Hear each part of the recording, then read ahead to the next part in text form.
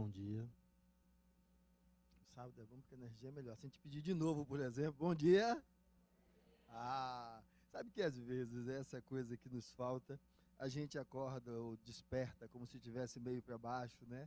E aí a gente não consegue justamente a fazer isso, fazer essa conexão e colocar mais para cima, poder conectar-se melhor com essa força nata que existe dentro de nós, mas que às vezes nós deixamos como se ela pudesse estar sucumbida ou esquecida pelo peso do que quer que seja. Contudo, o que nós temos de essência dentro de nós é incapaz de sucumbir, seja o que for, porque afinal somos espíritos imortais. E tudo passa, porque tudo é sempre uma lição, uma oportunidade de mais um aprendizado. Por mais pesado que seja, por mais difícil que seja, passará, como tantos outros já passaram. E melhor do que isso, além do passará, deixará em você algo que é inesquecível. Algo do qual você depois, quando olhar, vai poder sentir lá dentro e dizer, aprendi. Porque essa é a finalidade da vida, ensinar. Para que nós possamos cada vez mais nos tornar, a cada momento, mais hábeis na arte mais divina de todas, a arte de amar. Hoje, o nosso tema é amai os vossos inimigos. Mais uma vez, cadê meu amigo? Depois você dá só uma ajustada aqui. Eu acho interessante esse aspecto do Evangelho, de estar aqui, de estar com vocês. Tem uma coisa que eu descrevo sempre, mas é porque é real. É assim, o que há de belo nisso é justamente vocês. Não é a presença numerária, não, as pessoas estarem aqui. É essa disposição interna de cada um de fazer um movimento, de fazer uma busca. Porque, veja, quando a música que a menina começou cantando, por mais que eu sofra, obrigado, Senhor, mesmo que eu chore. Eu não posso continuar cantando, senão vai cair granizo aqui, né? Mas, veja, obrigado, Senhor, pela natureza. Ela é uma música que ela começa a agradecer vários elementos, que são elementos significativos. E que quando nós olhamos para ele e conseguimos mobilizar essa energia, como vocês fizeram no segundo bom dia, a gente consegue superar aquilo que aparentemente suplantava a essência que nós somos. Porque justamente, quando vamos falar desse elemento maior, nós nos lembramos do Cristo. O Cristo é o exemplo disso para cada um de nós. Então, quando ele veio aqui, imagina quem ele tinha, o que é que ele via na Terra? Como é que era a situação das pessoas? Nós evoluímos um tiquinho, 1/1000 de milímetro, mas evoluímos. Mas veja como é que era a situação das pessoas. E mesmo assim, uma das frases célebres que ele não fala para o Pai, ele fala para o Pai que reside em nós, ou seja, ainda o Deus limitado, que faz parte da parte, que não consegue enxergar a grandiosidade do todo. Perdoa-os, Pai, eles não sabem o que fazem. Veja só, nesse momento, Deus, ele não precisava pedir para Deus nos perdoar, né? Mas ele está falando com esse Deus que existe dentro de cada um de vocês. Esse Deus que quando eu estou chegando aqui, diga assim, poxa, que coisa maravilhosa é sentir a presença desse Deus, de cada um de vocês. E que essa imagem do nosso amigo, imagina ele dizendo a vocês a mesma coisa, perdoa-os, Pai, eles não sabem o que fazem.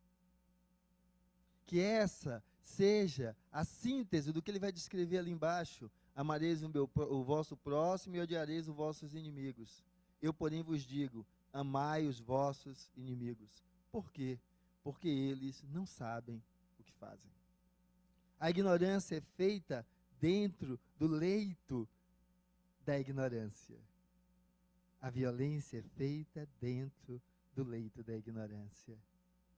E toda vez que você acha que alguém desperto agrediu e machucou, o erro não é que o despertar da consciência anula a violência. O erro é que a sua lente ainda está suja e você vê o despertar no nível maior, ainda aonde esse despertar estava por caminhar. Porque despertar da consciência é ser capaz de deixar que esse pai interno olhe para o outro e perdoe, porque ele não sabe o que faz.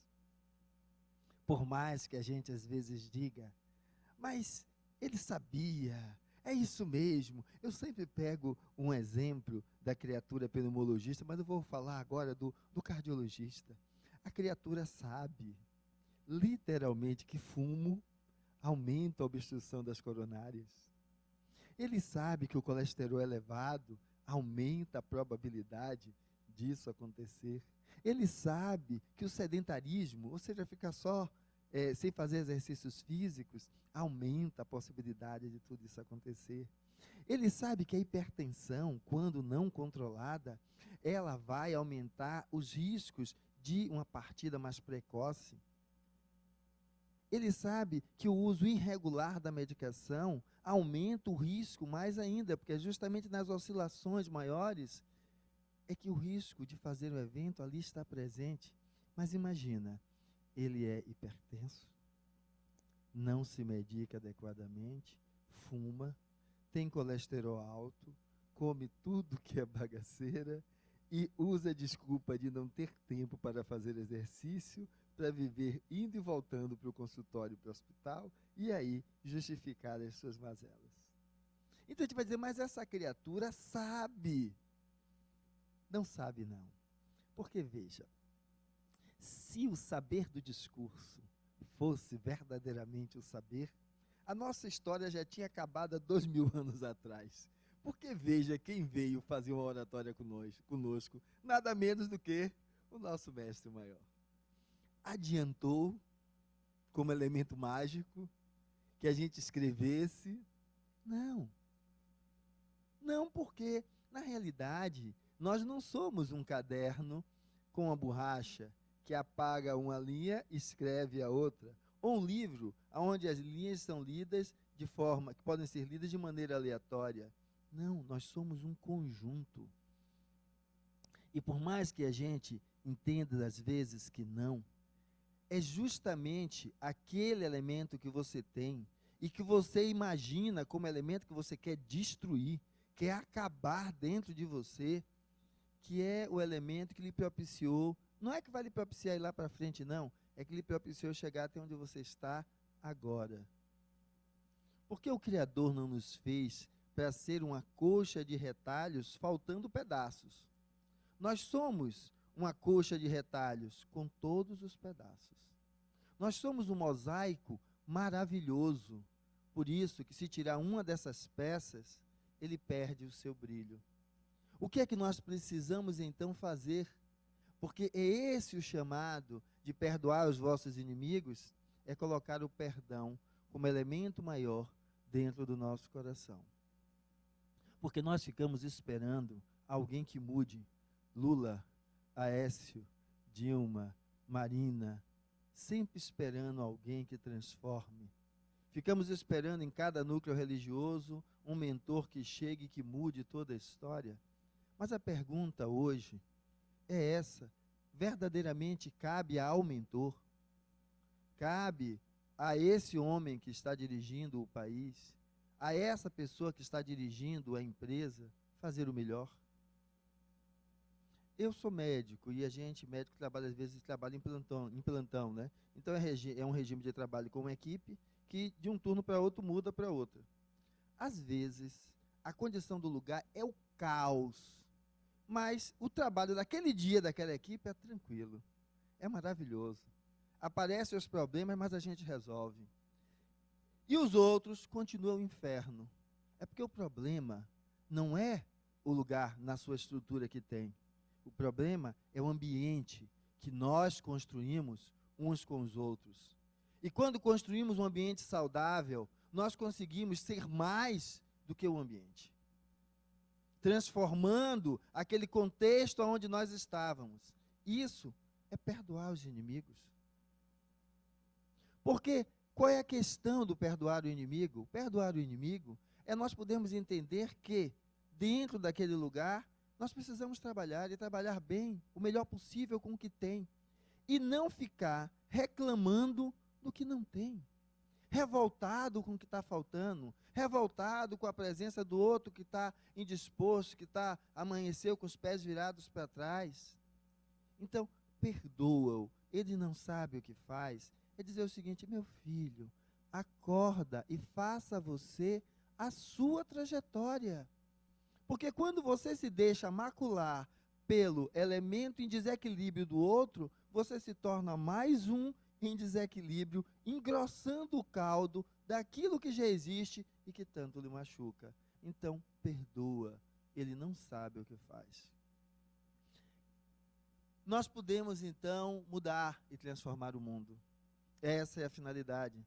Para nós entendermos o que significa isso, um grande homem já tinha dito há um tempo atrás que no dia que houver paz entre as religiões, haverá paz entre os homens. No dia em que as religiões buscarem enxergar os seus pontos de convergência e não trabalhar, se degladiar nos seus pontos de divergência, vamos ter então uma lei maior a nos aglutinar, a nos reunir em um único elemento. Quando eu estou fazendo isso e descrevendo, eu gosto às vezes de exemplos simplórios, e desculpem-me por utilizá-los, mas é uma necessidade interna, nata, que acontece às vezes entre os casais. Os pais que estão naquela rixa, naquela briga, ou até se separando, e aí, nesse momento, o filho adoece. O diabetes aparece, o lúpus desencadeia, aparece um elemento patológico, porque na vigência da doença, os dois saem de suas divergências e se voltam para aquele que está ali no centro. Algo ruim, porque às vezes, justamente, a criança passa a utilizar aquele desequilíbrio como forma de tentar manter a ponte que foi desfeita. Que eu não sei, quer dizer, se um dia sequer existiu, né? Pelo menos no nível da consciência, não. Pode ter existido pela paixão, pelo desejo de formar uma família com outro, de ter o filho, mas não pela consciência do que é colocar alguém no mundo. Pela consciência do que é ser um elemento orientador daquele que veio ao mundo. Ter a consciência do que é ser aquele, não que dá tudo o que o outro quer, mas que busca sempre direcionar aquilo que o outro precisa. Esses caminhos é que vão mostrar que esse objetivo é assim. Agora, a gente precisa caminhar pela dor. A gente não pode caminhar de um outro jeito, mesmo quando a coisa não dá certo, porque até que a morte os separe, não existe mais, como nunca existiu, mas aquilo que Deus uniu, ninguém desune. O que é Deus? Vamos trazer Deus como expressão dessa força aglutinadora da vida que nós vamos chamar de amor. Que no seu nível mais primário, no nível dos minerais, vamos chamar daquela força de coesão que vai constituir a matéria. E que aí vai avançando até nós, que temos a capacidade do raciocínio. Às vezes não é possível. E o ato de amor, por vezes, é aceitar que não é possível. E entender que eu estou sendo o agressor a manter o outro preso junto a mim, sem lhe dar a liberdade de seguir e construir a sua própria vida. Agora, perdoa o pai. Ele não sabe o que faz. Mas, Fernando, porque ele quer destruir ou ela quer fazer, olhe de uma outra forma, para que esse novo redirecionamento de vida, ele não deixe sequelas que vocês vão carregar em outras vidas, em outras encarnações, por uma ferida afetiva que é difícil de sanar. E aí, às vezes, fazem com que vocês se tornem inimigos ferrenhos. Só que para isso é preciso que nós sejamos capazes de tirar as nossas máscaras. Porque não dá para viver dando uma de anjinho sempre. Pelo menos frente ao espelho, vamos embora tirar as nossas máscaras. O que é tirar as nossas máscaras? Buscar assumir a sua parcela de responsabilidade em toda a relação interpessoal. Uma das parcelas é: você foi verdadeiro? Uma das parcelas é: você percebeu quando você também utilizou de sutilezas para manobrar a situação? Porque são elementos natos. Porque nós, para chegarmos aonde chegamos hoje, não chegamos batendo de frente com a montanha, mas contornando. São elementos natos que existem em nós. Agora, nós precisamos tirar a máscara para saber qual é a dimensão desses elementos em nós. E entender como esses elementos, por vezes, acontecem, quase que independente da nossa vontade consciente. Para que nós, então, possamos entender: perdoa-os, Pai, eles não sabem o que fazem. Porque no momento que você fizer esse movimento, você vai descobrir elementos e aspectos que você não sabia. E não sabia o poder que eles tinham para mexer em você, para mobilizar você, para tirar você do seu trilho, ou colocar você em outro trilho. Se é assim com você, é assim com o outro. Todo movimento não é único, é um movimento que busca nos conectar. E essa conexão com o sagrado, colocado dentro desse quadro, ela não se faz olhando para o céu, imaginando Deus, falando de um Jesus que está na cruz, ou distante, onde quer que seja. Ela só se faz nesse contato com o outro. É esse contato com o outro que aí eu trago, eu acho que uma das situações mais difíceis e que nós precisamos abraçar de uma outra forma, talvez porque hoje retrate um momento de minha vida, é quando esse outro, existe uma mãozinha pequena do outro lado. E nós entendermos como lidar com isso. Buscarmos ver do que é que eu vou precisar abrir mão, o que eu vou precisar agregar para lidar com isso. Porque essa ponte não é simples de fazer. Simplesmente porque esta pequenina mão do outro lado não é uma tábula rasa onde você deposita o que quer. Ela tem a sua história viva de outras encarnações e dessa que vai se constituindo. E nessa hora, da mesma maneira que não é simples para você, que você tirou a máscara, identificou que tem coisas que mobilizam e você perde o sentido, esta pessoinha também, mesmo não sabendo explicar o que acontece com ela, também. E um dos pedidos que eu acho que eu olho aquela imagem do Cristo e fazendo e dizendo é isso: perdoa, eles não sabem o que fazem. E você que tem esta mão maior, o que está a fazer para minimizar o choque? O que você está a fazer para conseguir demonstrar o sentimento verdadeiro de amor que reside em você? Porque a felicidade é um estado de espírito, e se a sua mente não tiver num estado de confusão e agitação, ainda se tiver, né? Os bens materiais não vão lhe proporcionar felicidade. Felicidade significa paz de espírito. E às vezes, a gente está na busca dos bens materiais. Mas quer dizer que não é buscar? Não estou dizendo que não é isso. Eu vou querer um carro maior para viajar com minha família. Mas viaje. Porque você adquire o carro e não viaja. Eu quero uma casa de praia para estar melhor com a minha família. Você adquire a casa. Vai estar melhor com a sua família? Não. Então, qual é o elemento que você precisa? Aonde a agregação material, ela verdadeiramente acrescente, some por uma mudança de disposição interna. Mas, Fernando, que diachos isso tem a ver com os vossos inimigos? O que é inimigo? O que é inimigo?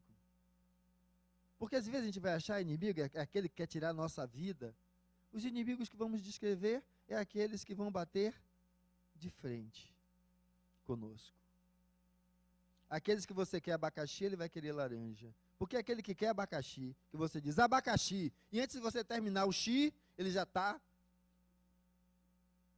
É um inimigo também, que a gente vai precisar rever um pouco depois.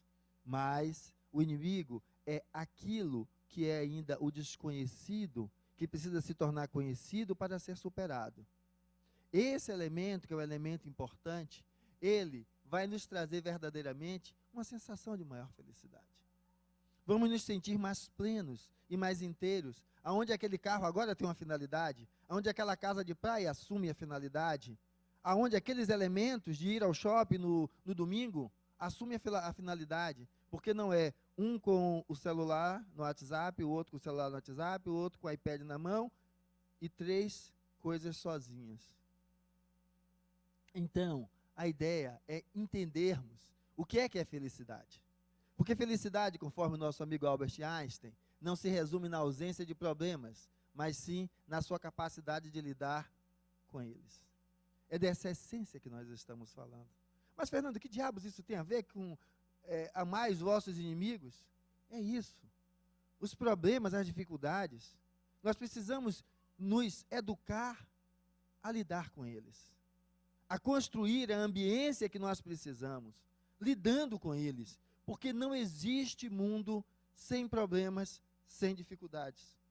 O mundo não se dobra para você, como eu lembrei no elemento aqui do plantão, que é o inferno, mas naquele dia todo mundo trabalha tranquilo.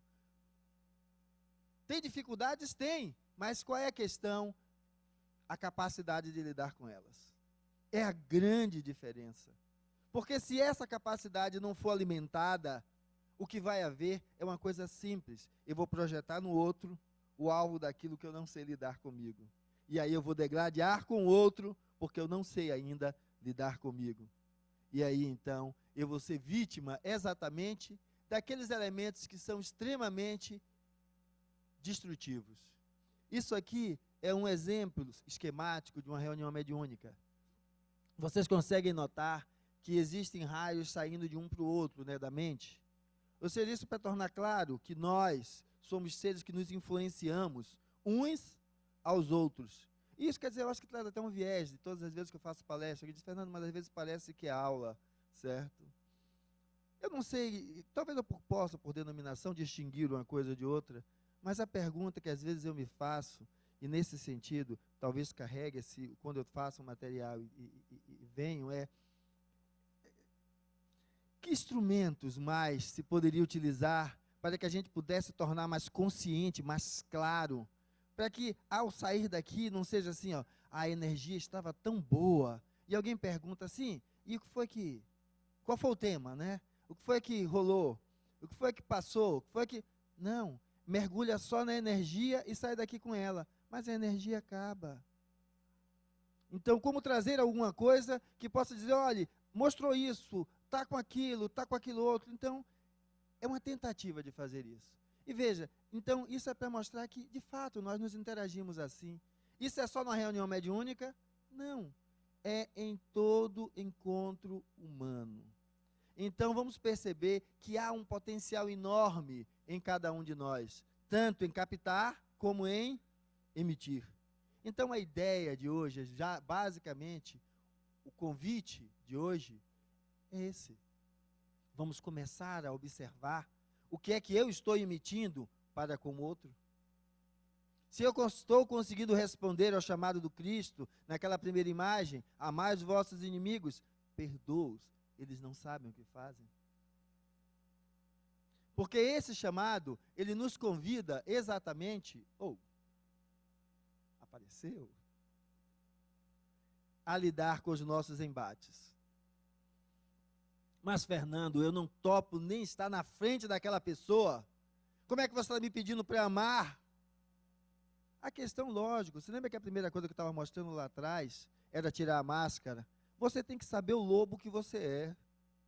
Se você sabe que você é daqueles lobos velozes, e na sua relação com o outro, ele é o pintinho, ou você o vê como tal, e já viu, lobo feroz e com fome, quando vê pintinho, faz o quê?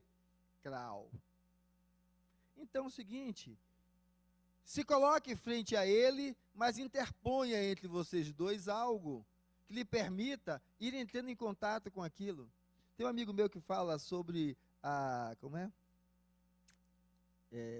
síndrome de pânico, né? Ele descreve que é algo fácil de tratar, porque é uma dessensibilização. Você vai criando imagens que vai possibilitando a pessoa a se aproximar daquilo. Então tem pânico com rato, certo? Então você vai pegar, colocar, digamos, aqueles ratinhos de brinquedo, que não é a mesma coisa, de pelúcia. E aí ele vai começar aí diminuindo a sensibilidade dele ao estímulo, até que ele termina superando. E o que ele descreve é real. É tranquilo lidar com isso. É simples. É uma dessensibilização. É mais ou menos a mesma coisa que você está propondo aí. Interpõe uma barreira que vai lhe permitir não comer o pintinho. Para que você então possa começar a olhar para ele, e você com certeza vai começar a perceber que nem você é lobo e nem ele é pinto. Mas é preciso que você inicialmente veja em você como lidar com esse contexto, aonde esse seja o elemento que lhe dê alguma distância, para que você não vá já descarregando sobre ele tudo que você tem. Porque os nossos inimigos, aqueles mais ferrenhos, nos levam a isso. E por vezes, é uma coisa comum, ele acha que nós queremos superar eles. E às vezes nós queremos mesmo suplantar o outro, até que a gente seja capaz de entender uma coisa: não há vitória enquanto existirem derrotados. Não há vitória enquanto existirem derrotados. Se nós estamos falando de uma lei de amor, uma lei de agregação, estamos falando de um princípio de despertar da consciência, que nos convida a compreender o outro. Perdoa o pai, eles não sabem o que fazem, que é um convite ao seu pai interno. Então esse pai não quer derrotar ninguém. Ele não quer derrotar ninguém. Ele quer que você também se dê a oportunidade de deixar que o seu pai interno perdoe o outro. E aí há um ganho, uma vitória dos dois. Porque ele se desatrela de você e leva, caminha, vai adiante. E você se desatrela dele, vai, caminha e vai adiante. E os dois aprenderam juntos. Esse pedido, para nós entendermos que essa posição, que é extremamente comum, e aí nós precisamos às vezes nos ver, porque por vezes a gente está dizendo o seguinte: ele é esse monstro que está buscando me destruir. E eu trago com uma determinada frequência o exemplo de uma situação que eu vivi. Eu era adolescente e tinha uma amiga, e ela casou-se e o marido baixava o sarrafo nela, né? Tomava as 2 canas, quando voltava, baixava o sarrafo nela. Uma dessas vezes ele veio cheio do pau, e aí foi querer bater nela, e ela estava com a pá virada. Menino, ela apanhou a cadeira daquelas de madeira, deu-lhe uma surra de cadeira na criatura, que precisou a vizinhança tirar, senão a criatura ia para o outro lado. Primeiro já estava bêbado, né? Estava ali, então, e as circunstâncias. E aí levaram a criatura para o socorro, parará, depois ele volta, né? Quando chega, estava sem a cachaça, e aí chegou para ela e fez assim, foi para cima dela, para querer bater. Ela fez para ele simplesmente assim: olha, você dorme todo dia, você vai me bater hoje, mas lembre que você pode não acordar no outro dia. Sutil, né? Sutil. Ela era aquela criatura que estava ali embaixo. A partir daí, quando essa criatura chegava bêbada em casa, quem é que baixava o sarrafo? Ela. Ou seja, vamos voltar ao quadro inicial. Você só é vítima porque você alimenta o algoz na condição de algoz. Você, na realidade, é outro algoz, alimentando ele onde ele está. Porque no momento que você faz diferente, você muda. Quando você se assume. Não estou dizendo a ninguém aqui para dar surra de cadeira. Mas para não ser interpretação literal. Mas, ou seja, quando você se vê nesse quadro, naquela posição do pequenininho, imagine que aquele maior, ele não existe assim. Você está mantendo ele assim. Está alimentando ele assim. E é tão cruel quanto ele, porque está alimentando e mantendo aquele mesmo contexto. E aí então você está deixando acontecer uma outra coisa que é muito comum: ser marionete do outro. Deixar que o outro faça de você o que bem quer e entende, porque você deixa. Você não assume a sua oposição. Você não busca despertar naquilo que você está fazendo. E aí, é aquela história do chefe que lhe persegue, pinto de acho, promove o cachorro, mas não promove você. E você já está ali há 15 anos com ele, certo? Era uma agência de propaganda, o cachorro passou a fazer propaganda, ganhou uma grana, você continua lá ainda, né? Qual é o problema? É o chefe? Ah, Fernando, mas tudo que eu produzo, ele toma, ele... Sim, é o chefe.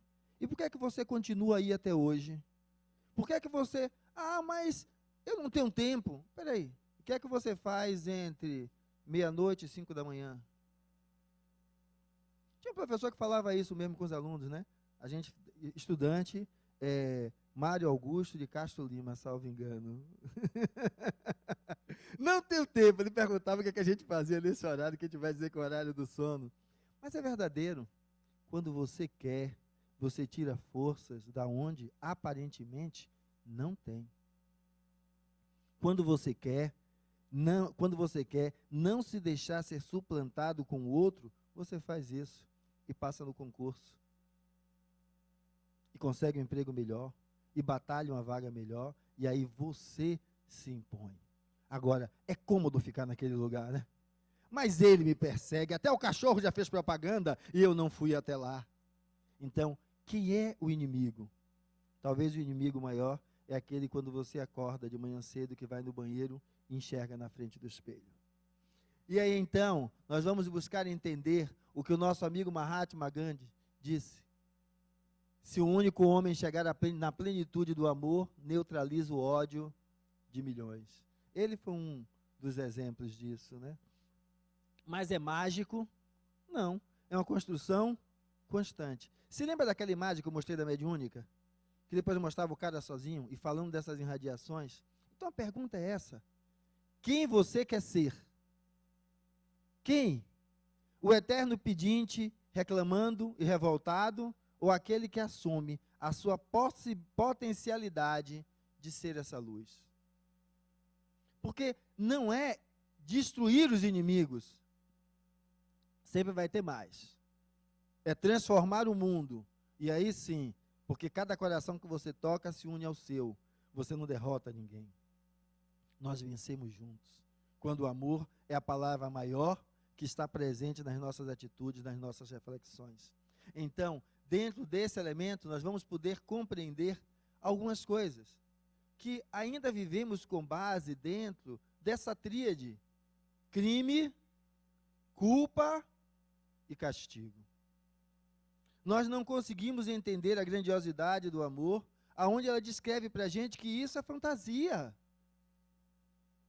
Como é que há crime, se o que precede esse crime é a ignorância? Como culpar o próprio ignorante pelaquilo que fez? Mas, Fernando, então vai virar um caos. Não é um caos. Toda a sociedade tem suas leis de organização, de arrumação. Temos que estar correspondendo a elas, mas existe uma lei maior para que a gente possa alimentar a nossa alma, o nosso coração, e vir com uma partir daí eu vou lidar com outro. Mas isso não é uma situação simples de lidar, não. Quando a gente fala disso, por exemplo, e aí vamos lembrar daqui, deixa eu ir adiante, né? Essa desgramada desta coisa, ela é tão entranhada e pesada entre nós, que nós não conseguimos receber um outro convite do mestre. Porque a gente entra, né, começa a participar de qualquer religião, né, ou agregação religiosa, e aí começa a perceber o caminho do melhor, do bem, do equilíbrio, né? Mas veja como a gente não consegue ouvir uma coisa simples. Meu fardo é leve e meu jugo suave. A gente toma as bases daquela crença, daquela filosofia, doutrina, o que é que você queira chamar, e você começa agora a ser o juiz do outro. Então, o que é isso? É que na incapacidade de lidar com os seus crimes, você se coloca como juiz do crime do outro. Porque para você, o erro ainda é crime. Você não consegue compreender que é esta visão que nos deixa angustiado dentro de um pórtico tão estreito, ela só pode conseguir ser transformada se nós conseguirmos mudar o nosso olhar. nos tornando capazes de olhar as nossas angústias. E quando nós fazemos angústia, criamos angústia na vida do outro, e às vezes com maior amor e carinho. Já viu aquela mãe que não deixa a criatura fazer nada? Assim, chega no meu consultório, a criatura é de 18 anos, e aí quando ele senta, ela começa: ah, doutor, parará, parará, parará, parará, parará, parará. Aí eu normalmente brinco e digo assim: sim, e ardia o xixi, aí ela já começa, né? Aí eu digo: peraí, isso não tem como. A senhora não tem receptores aí, não dá. Porque perguntar como é que está a urina, acreditem, tem umas que vão dizer: está doce, e ela provou. Provou. Vi açúcar na cama e eu provei, para ver como é que estava. Então, é aquele amor que sufoca, que não dá ao outro a possibilidade de ser, de assumir, de ser responsável pela sua própria vida. Então, a gente sufoca mesmo com isso, para que a gente possa aprender a olhar para as nossas cicatrizes, as nossas dores e as cicatrizes que causamos no outro. Foi por ignorância. Hoje eu não faria mais. É a pobre da criatura que abortou aos 13 anos, ou aos 15, ou aos 27. Fez lá o aborto dela, ou os abortos. E aí fica como se essas cicatrizes fossem eternas. Ah, mas eu perdi meu útero. Você só pode ser mãe parindo? Você não pode ser mãe na forma de acolher o outro quando vai no seu balcão de atendimento? Você não pode ser mãe na hora que entra no elevador e vê o assessorista? Você não pode ser mãe na hora que está passando pelo trânsito, o cara dá aquela cortada que você quase se bate do outro lado? Então, o que lhe faltou foi o instinto materno mais rico em amor, a ponto de suplantar as dificuldades. E o que lhe faltou, aconteceu porque faltou. Esqueça essa história. E se você aprendeu, você plantou. Então faça com que esse materno resplandeça naquilo que você faz. Aí você estará resgatando. Mas, Fernando, e aqueles espíritos? Ô, minha filha, a fila anda. Não foi com você, foi com outro. Porque a relação dele não é com você, é com que ele precisa aprender. E a sua relação não é com ele que não voltou, é com que você precisa aprender. Porque se você aprendeu a valorizar a vida e o amor, isso você nunca mais vai viver. Para que pagar, chorar e sofrer? Aprendeu? Acabou, vá adiante. E aí nós vamos conseguir perceber então que a maioria das nossas angústias, elas podem ganhar uma outra tonalidade se nós mudarmos então o nosso olhar. E mudando o nosso olhar, nós possamos perceber que esse caminho estreito, essa coisa tão apertada, na realidade ela desaparece toda vez que nos assumimos como somos, espíritos imortais. Espíritos imortais. Então seja capaz de dizer, se ainda não disse: meu filho, porque se ainda dói em você, porque é essa relação que está, meu filho, pela ignorância, eu não lhe deixei retornar. Mas justamente é reconhecendo essa ignorância que eu procurei a minha vida transformar.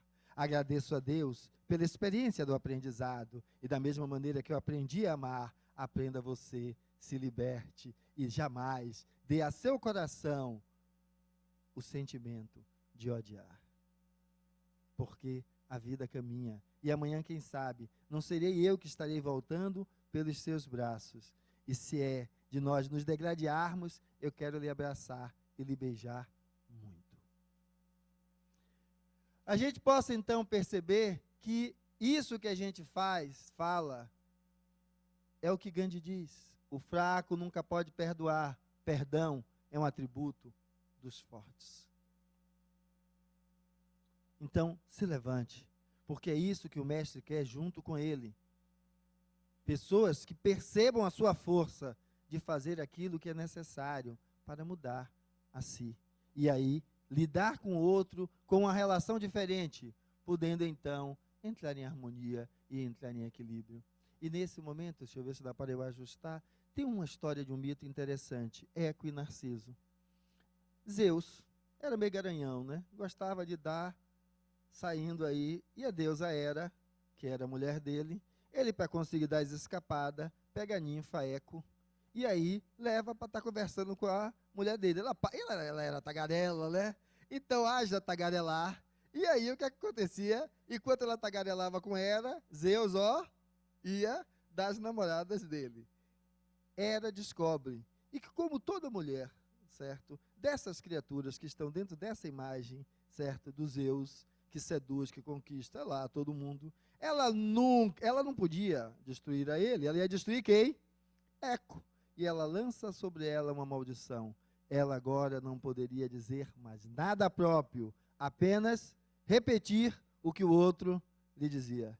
E aí a ninfa se manda lá, vai lá para os jardins, e nos jardins ela um dia encontra uma outra pessoa significativa. Lindo, um homem lindo, lindo, lindo. Imagine esse, mais bonito um pouquinho ainda. E aí se chama Narciso. Só que quando Narciso nasceu, disseram aos pais deles o seguinte: olha, ele não pode ver a própria imagem. E assim, tentavam manter Narciso sem ver a própria imagem. Eco sempre ficava, quando ele estava na floresta lá, porque ela ficou apaixonada por ele, né? Só que uma das vezes, sem ser percebida, ele consegue ver que está ali e aí vai até ela, né? E aí, quando ele pergunta a ela o que é que ela quer, ela não consegue responder, porque o Eco só responde o que o outro. E aí, então, ele a despreza. E ela, desprezada pelo amor, faz o quê? Definha. Não come mais e morre de fome. E aí as outras colegas, revoltadas com aquilo, fala com a outra deusa, e aí ela faz o seguinte: ela vai fazer com que Narciso, em uma das suas passagens ali na floresta, se perca. E ele se perde, fica com sede e vai beber água. Aonde? Na beira do rio. E quando ele baixa para beber água, o que é que ele enxerga? Rapaz, Narciso não tinha mulher que prestasse, nem homem também, porque naquela época o pessoal era mais tranquilo. Ninguém, todo mundo tinha um defeito. E aí quando ele olha e vê aquela criatura perfeita, ele fica ali naquela miragem de si mesmo, não se alimenta e também morre. Isso traz a imagem das relações, porque nenhuma relação se estabelece se não há um contato entre os dois. Mas alguns vão entender que a relação é assim: vamos para tal lugar, ou é ele ou ela, já fica na espera do que o outro responde. Se o outro disser sim, se o outro disser não, ou seja, é sempre à mercê do que o outro descreve. E acha que isso é construir uma relação. É ser o eco do outro. E o outro que acha que a relação perfeita também é assim. A pessoa sempre ser o eco dele. Vivem o quê? Sozinhos. Porque ele nunca está com o outro. Do outro lado, tem a criatura que pura e simplesmente, ela só consegue enxergar a ela mesma. Só valoriza o que é dela e não valoriza mais ninguém. Mas sempre vai ter ecos à procura de narcisos, se colocando submissos, sempre a repetir o que o outro diz para continuar com aquela extrema beleza, sem nunca conseguir construir uma relação verdadeira, que eu digo e falo do que sou, e eu olho para o outro, buscando entendê-lo como ele é, e não apenas encontrar nele a minha própria imagem. Isso que estava aí dá para vocês lerem, né? A letra não estava tão grandinha, não.